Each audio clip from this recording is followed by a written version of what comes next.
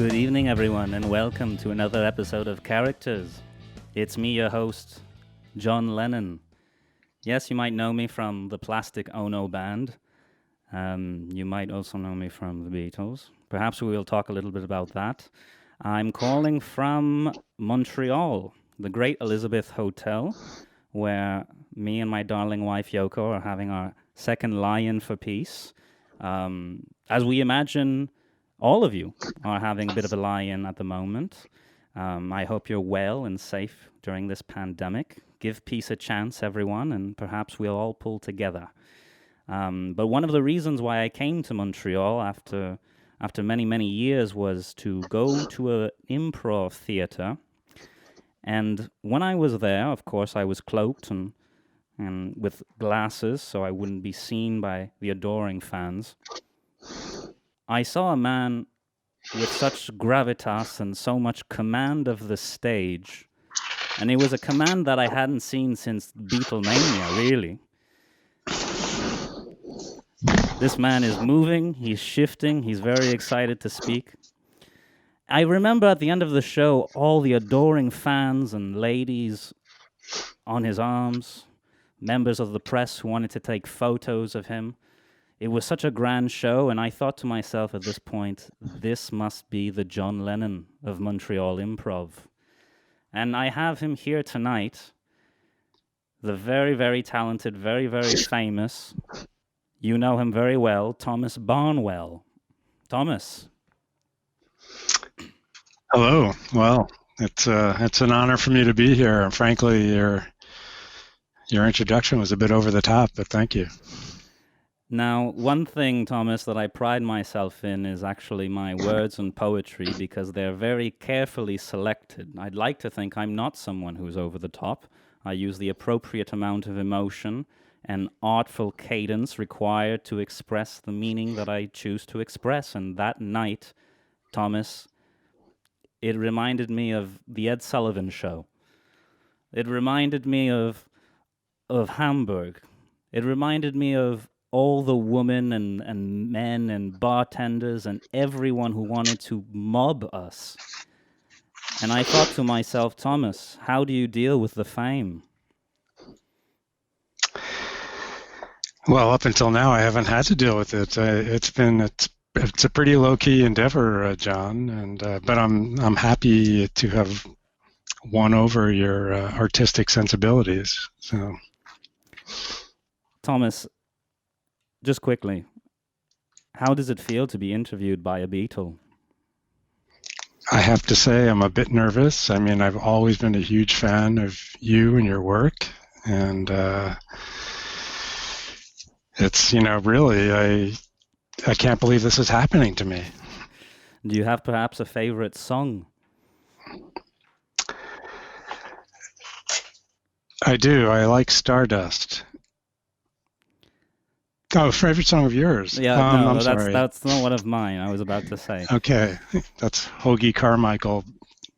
I think we can both agree he was a great writer. Your favorite Beatles song? What is your favorite Beatles song, Thomas? I'd have to say Yesterday. No, I didn't say a Paul McCartney song. I didn't say McCartney. I said your favorite Beatles song. Okay, I apologize. I'm very nervous. Honestly, you're a huge hero of mine. I'd have to say I really like I Am the Walrus. Ah, great. I Am the Walrus. Is that something you're feeling at the moment? The madness and absurdity of it all? Yeah, it's a little bit like being in a Lewis Carroll, Alice in Wonderland story. It's and it makes me want to eat raw fish. It's really amazing you say that, Thomas, because most people here in this pandemic are not feeling like they're in a fairy tale, in a Lewis Carroll, beautiful land of walrus. And I can tell that your artistic sensibilities is what's keeping you together. That and perhaps your fandom. Well, that's true. That wasn't really a question, John, but I guess I have to agree with you. It's a very surreal experience being under lockdown, being in quarantine. Yes. But I know that you two were, as an artist, you cherished your solitude, and you kind of dropped out of the scene like for 5 years there between 75 and 80, and nobody knew what you were up to. And Well, that's the thing, John. It's actually been quite grand to not be recognized and signing autographs every 3 steps on the sidewalk. It's been quite great, and I've been very productive in my personal ways and with my lovely wife, Yoko.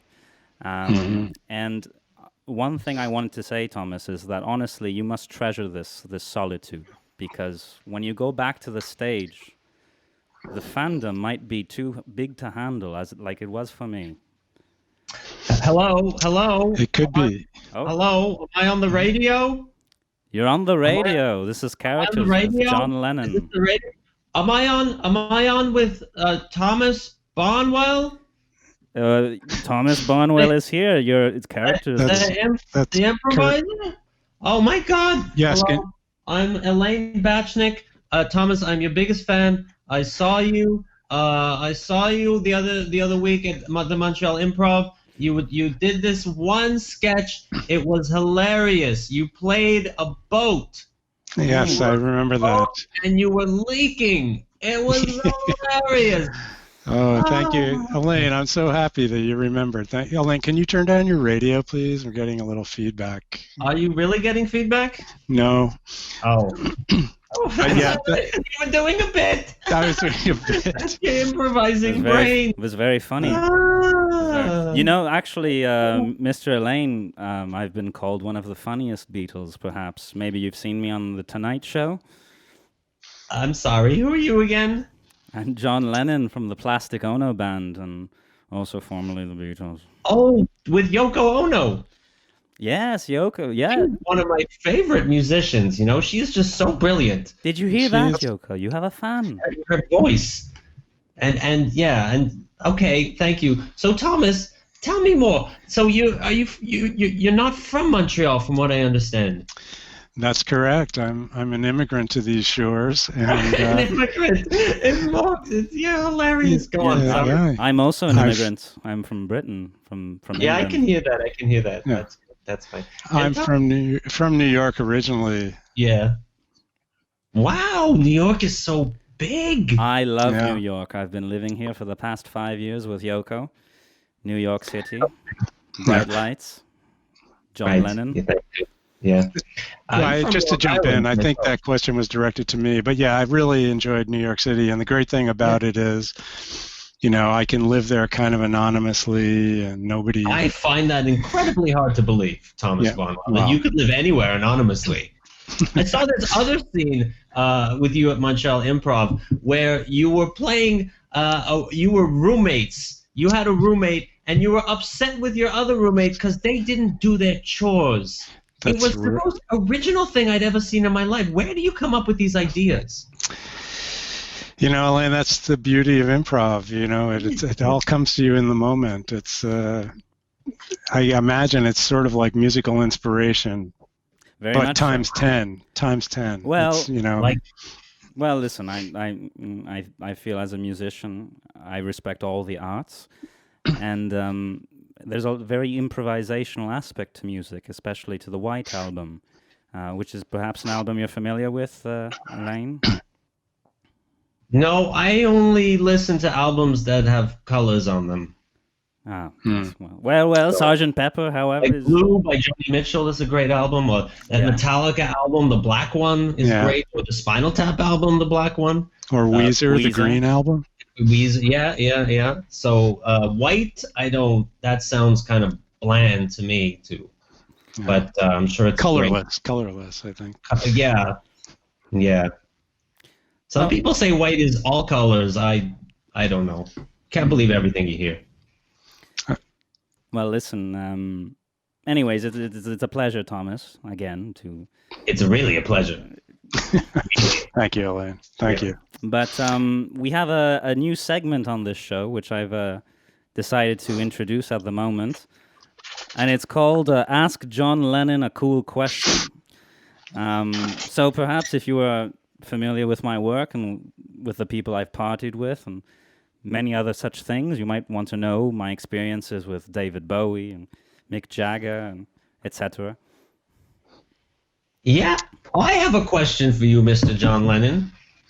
Yes. What do you think Thomas Barnwell would want, just as a random gift? If someone were to send him a random gift, and they didn't want it to seem like they're creepy or stalkery, just a fan. Oh, What do you think, Well, there's nothing more John important. Lennon? There's nothing. John, I'm sorry. I don't mean to put you on the spot because Elaine, that's really too much. I know that you're a fan of mine, but you can't put Mr. Lennon on the spot like that. Another thing I admire, Thomas, is you're really empathetic. Yeah. Well, Plus, I don't know if you've seen John's taste in clothing. I wrote a song called Imagine. Imagine all the people standing around and be. Yeah, I'm not such a fan of the fantasy myself. Yeah. It's kind of the repetitive droning of a rich man. That's what I thought. But he's empathetic towards the people. Droning. Very good. Anyways, Thomas, perhaps you have a question, something you'd like to know? Yeah, okay. One of my favorite songs of yours is Strawberry Fields.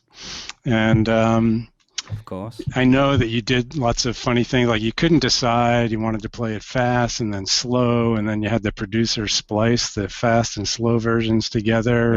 Very much. It's like, make up your mind, what is the source of your indecision? Why you don't seem to know what you want. So when you sit down to write a song, what are you thinking? That's my question. Well, Thomas, that was a very excellent question, and my thought process has developed throughout the years.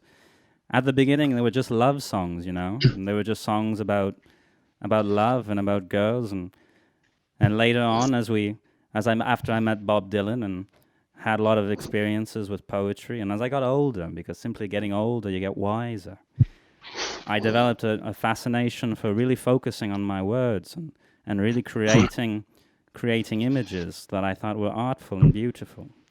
And Strawberry Fields Forever came from such a seance with me and Yoko taking mushrooms in a forest.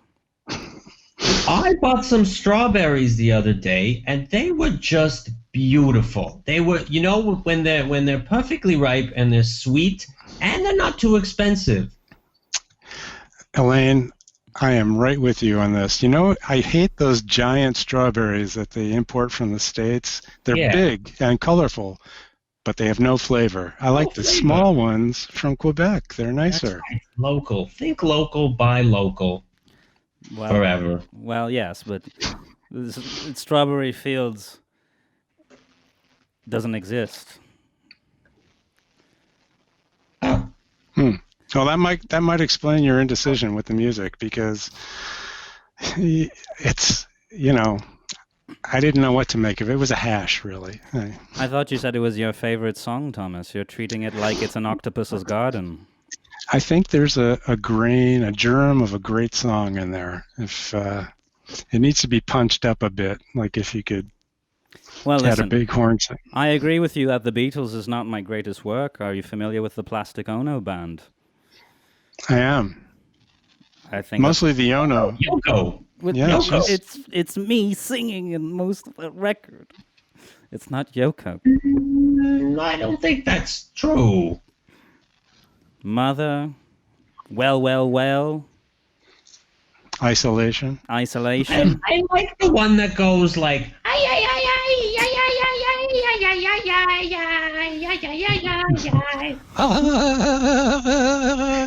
She was ahead of her time. Very much so. Yoko's like a strawberry, but the good kind. Okay. I just made that up. I improvised that. You might help John with some of his lyrics.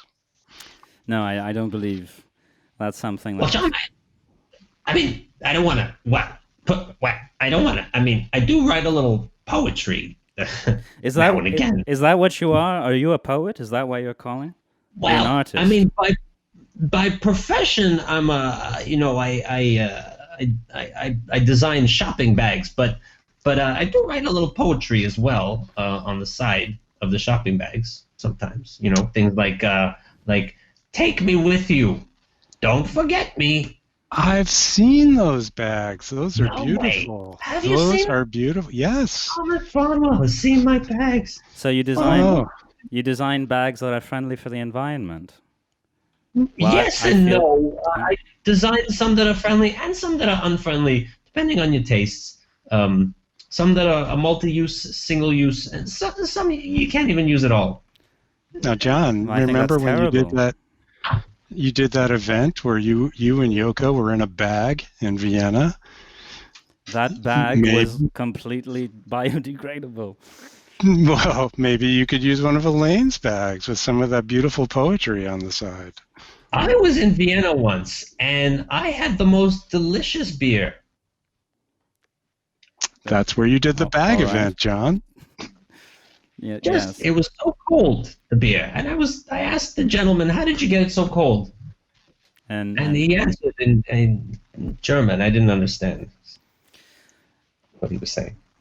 well, listen, there's something that I wanted everyone to be aware of here. This pandemic is one of the things we can do here with the time we have alone in our homes is to reflect on how to create a society that's oriented towards peace. And I felt that this is something that was important to share with the world, and particularly with Thomas Barnwell, so that he could share with the improv community in Montreal, which I hear is very, very, very profound and talented. And I feel like this is something that we can all consider. So perhaps one thing you can do, Elaine, is only develop bags that are usable multiple times. Wow, I didn't really call in for a lecture, John Lennon. You know, wow, I make all sorts of bags. You know, Another thing you can consider is buying our compilations on biodegradable vinyl.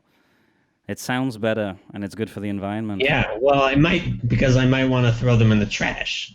Is what you're implying to me. Mm-hmm. You know? Well, So all right. Well, sure, that's probably a good idea. Actually, the first couple solo albums, they didn't even make it to the trash. I threw them against the wall, so they shattered. It's so Thomas of you. well, Thomas, how about you can share something? What is something you can consider doing in order to help orient society towards peace? Well, I think a great start is just basic manners. Say hello, goodbye, thank you, yes, please. Wash your hands. Something you've shown a lack of. This interview, we can say. Wow. More lectures from the rich guy. Anyways, manners. I'm just gonna take a pause here to go to the bathroom. But I'll thank you, and I'll be back. And Thank you. bye, Thomas. Bye, Elaine. Don't be too long, okay? Okay. Anyways, Thomas, it's good that he's gone. Now we have this time to just chat amongst ourselves. I was going to play a game with you. It's a new segment that I've just thought of right now. It's called What's Your Favorite Song? So this is a competition. There's two songs. One is In My Life, and the other song is Happiness is a Warm Gun. Now, what's your favorite song? Wow, that's a tough choice, John, because I like the sentiment of In My Life and sort of reviewing the childhood places that you visited in Liverpool. Yeah, that was a very polished. Happiness is a Warm Gun is more musically ambitious. You've got different sections, and so well, if I have to pick, I guess maybe I'd say In My Life. Okay, very well, very well. And if you could maybe have dinner with me somewhere after this pandemic is over, where would you like to have dinner?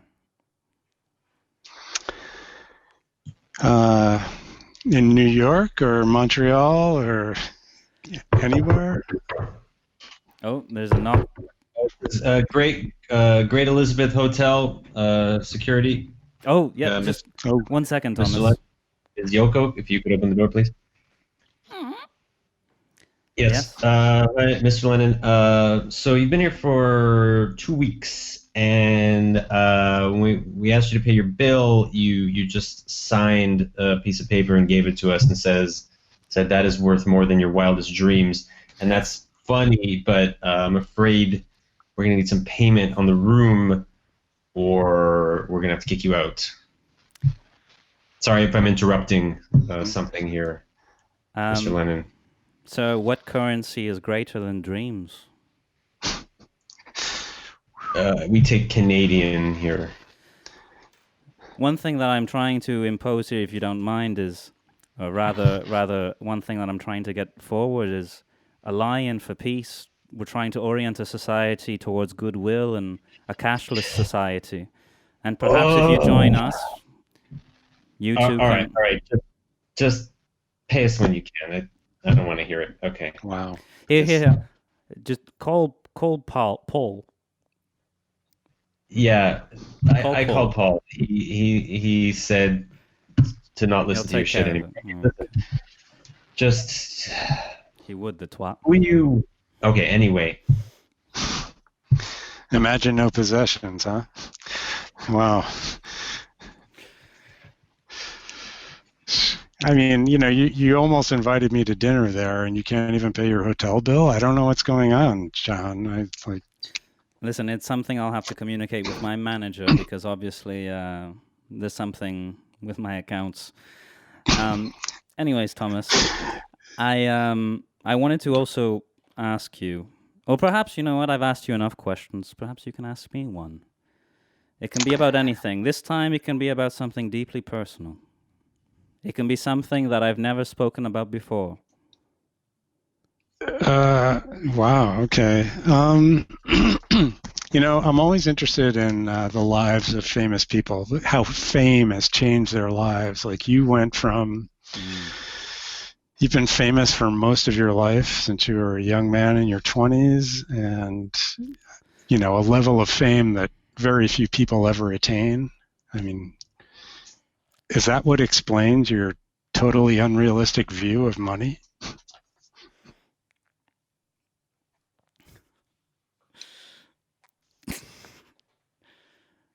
I don't think it's funny, John. I just don't think it's funny, but... Thomas, listen, you know our story. You know that I'm not a businessman. None of the four Beatles were businessmen, so there was a lot of money that was taken away from us, as you very well know. And that's not so important, really, because, what's money? But when you have love, and when you have true art that you can create, then that's better than anything. Yeah, well, during this pandemic, I've lost my job, and a little bit of money, I got to be honest, that would go a long way to greasing the skids. So, is that an American expression, greasing the skids? Yeah. I mean, you said you were greater than Jesus Christ at some point, and now you're dispensing advice, and maybe you should make with a few bucks here and there. Well, Jesus Christ, if I remember correctly, wasn't a millionaire himself. Yes, but as I remember correctly, Jesus Christ wasn't you. So... Listen, all four of us were Beatles. All four of us were greater than Jesus Christ. I am but one man. Well, all three of us, not Paul, but... Yeah. Hello, I'm on the radio. You're on the radio. Characters with John Lennon and guest host. Yeah. Thomas Barnwell. So, I've had this infection on my elbow, and it keeps getting greener, and I'm picking at it. I've been putting on calamine lotion, and that's not helping, and Sudocrem, and that's not helping. So, what can I do? This is the Characters show with John Lennon. We talk about the Beatles and pandemic. It's not the Dr. Tito show? It's not the Dr. Tito show, but if there's one thing that I can advise you is to listen to some good records. Good. I tried that. It made it worse. I need help. Is this the doctor show? It's not the doctor show. It's not the doctor show, but one thing that can cure any symptom is Yellow Submarine, the film, which was a great laugh to make. Sit down, watch Yellow Submarine. It's probably on Netflix or Disney Plus or one of these channels, and you'll feel better in the morning. What? My left elbow. Well, for left elbows. Do you like the band Elbow? What did that other guy say? Sorry, what did the other guy say? I don't know. Do you like the band Elbow? That's what I said. Yes. Yeah. Okay, Mr. Greater Than Jesus Christ. Come on, heal his elbow. But I can only heal you with the power of music and with my words. No, I think just the other guy talking made me feel better. So people often say that I have a very soothing quality to my voice. All right. Well, wow. Thanks. Okay. That's another bad caller. Okay. Just soak it in some ice and okay. Anyways, Thomas, it's only us two again, and one thing that I wanted to really talk to you about was about how great Sgt. Pepper's Lonely Hearts Club Band is. It was a great time to make music in the late 60s in England. I remember that time we were not having quite the difficulties that we had later on. And I believe A Day in the Life is perhaps the greatest thing that the Beatles created. That is true. That was so impressive with the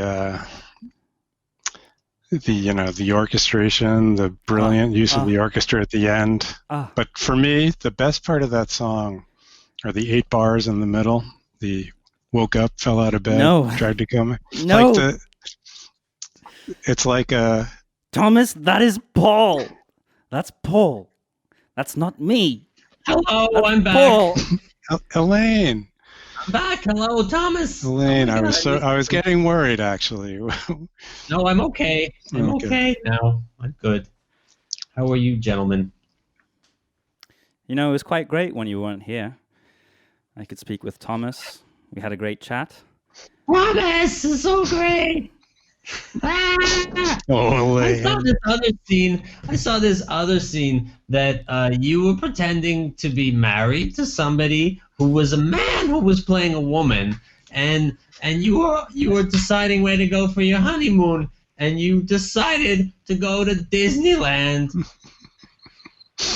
Yeah, I remember that. Oh, it's really a shame that some of this stuff isn't captured on film because I captured it in the film of my mind.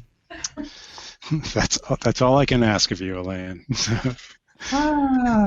What's the secret, Thomas? You just don't be encumbered by inhibitions, or don't limit yourself. Don't edit yourself when you're on stage. Just get up there and do it. Listen and react. Hold on, I'm writing this down. Inhibitions. How many C's are in inhibitions? Anyway, as many as you want, but maybe listening is so important, and I think so. Yeah. I think maybe if John listened to some of his playbacks, maybe. Yep. Oh, sorry, the hotel man's here. There are no C's in inhibition. Who's that at the door? Who's knocking on the door? Yes. What? What do you want? We need you to leave right now. This is enough. Enough's enough. We're having our lie-in. Yo, you're a lie-inner because you said you would pay us. Get out! And you didn't. Get out! We're making peace here. We're making peace. Get the fuck out! Anyways, That's Thomas. so typical. You talk about peace, and then like you and Harry Nilsson, were beating up the Smothers Brothers in Los Angeles. Harry Nilsson, the Smothers Brothers? You're bringing me back, Thomas? Okay, Mr. Lennon, we're coming back with guns and the army. Anyways. Slam. Thomas, if there's one thing that I wanted to speak to you about is I really hope that you're doing well in this quarantine. I hope you're feeling good. I hope your family is safe. And I hope that this quarantine experience teaches you valuable things about fame moving forward. As someone who has experienced considerable amounts and for whom life was quite difficult, I'm quite enjoying this time alone. However, as I keep speaking and I keep noticing that none of the callers know me and they only want to talk to you, I'm realizing that perhaps nobody gives a shit about the Beatles or John Lennon anymore. No. Well, I don't know if that's true. I mean, don't be too hard on yourself, but it is true. I do hold you up as an example of how not to conduct myself as a famous person. So good. So funny. The cleaning lady was in here earlier today, and she thought I was David Bowie. Oh, I love David Bowie. I love him too. He's great. Changes.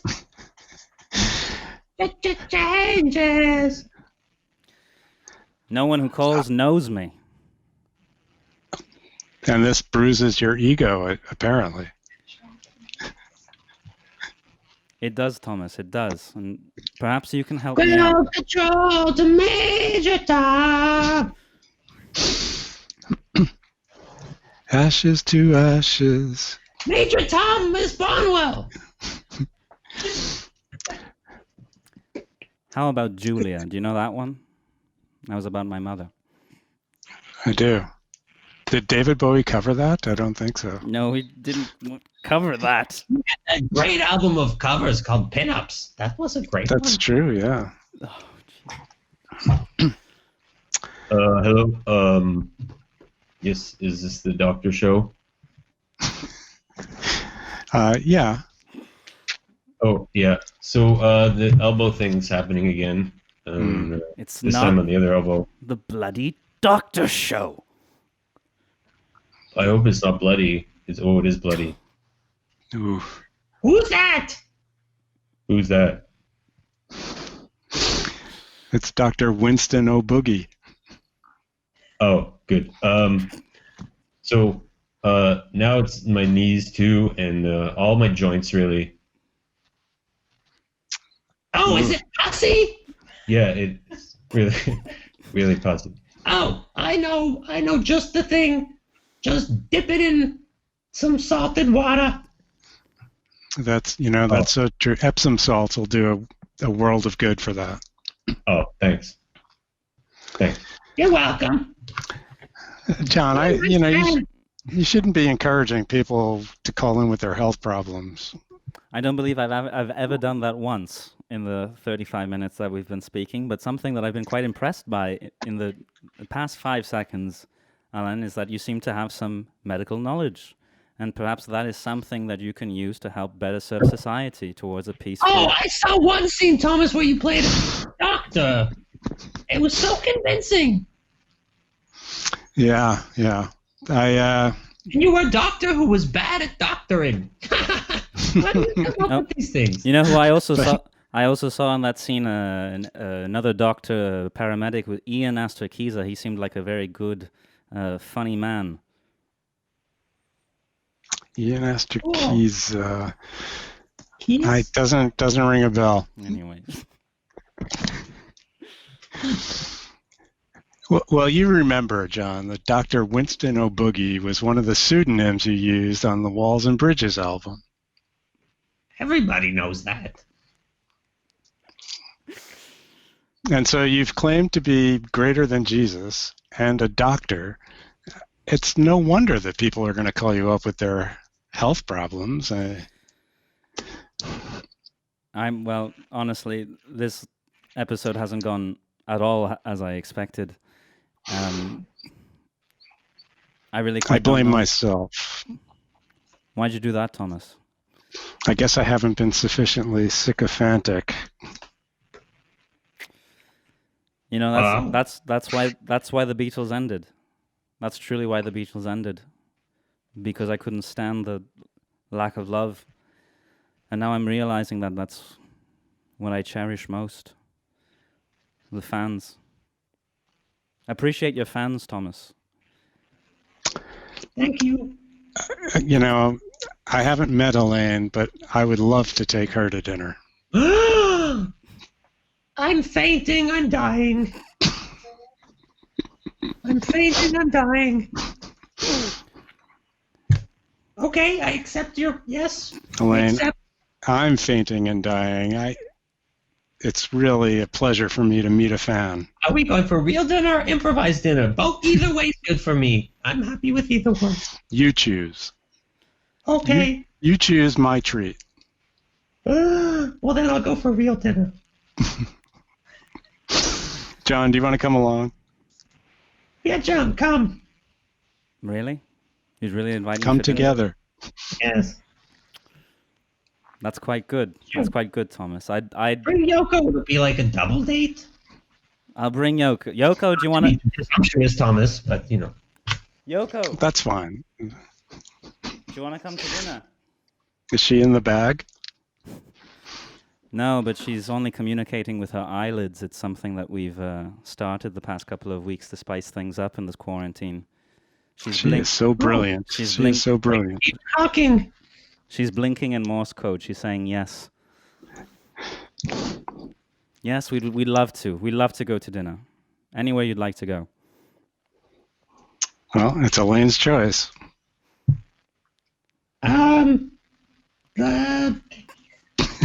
Gibby's. Gibby's. Oh. Yes. Gibby's it is. You know, for my money, John, you can't do better than Gibby's. Well, Monte Carlo potatoes. Or have you ever had that bloomin' onion at the Outback? Yes. It's bloomin' delicious. Well, I think this ended on a positive note. I got to meet some friends. Mr. Lennon, I got to. We're in a helicopter outside the window. We have machine guns pointed at your head. Let me close these blinds. Thomas Barnwell, final words before machine gun fire goes through this. There? Final words, Thomas, before the machine gun fire. Now it's in my forehead also. All you need is love, John. All you need is love. That's so beautiful. I feel sick.